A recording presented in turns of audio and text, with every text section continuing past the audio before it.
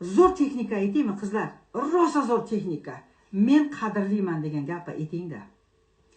Bo'lmasam, davaychi, ertaga 3-fevral hammaga buyruq, ertalabdan kechgacha men yaxshi odamman, men yaxshi odamman, biz yaxshi odammiz. Bizni gapiring, biz deng. Потому что siz bilan Alloh taolo bu bitta narsada.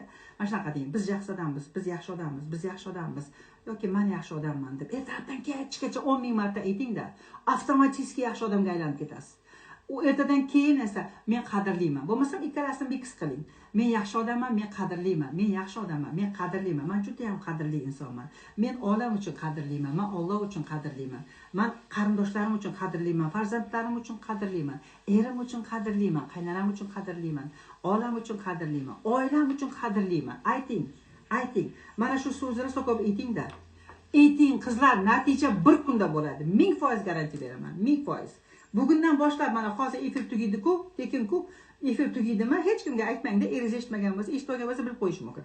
Eshitmagan bo'lsa, prosta hozir efirdan keyin o'tirgan joyingizda ichingizda aytib o'tiring. Men qadrliman, men qadrliman, men olam uchun qadrliman, erim uchun qadrliman, bolalarim uchun qadrliman, men qadrliman.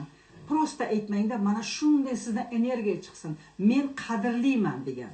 Shu emotsiyani chiqaring tepaga.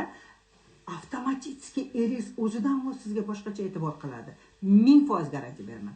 Qaynonangiz ham, bolalaringiz ham, ishxonaga borsangiz, ishxonadagilar, ko'chadagilar o'zidan o'zi sizga boru qadrli odamga qaragandek qaraydi.